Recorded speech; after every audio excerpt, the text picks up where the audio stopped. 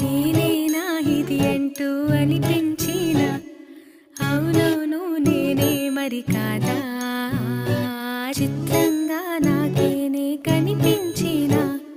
కవ్వించే చిత్రాన్నయ్యాగా నా దారినే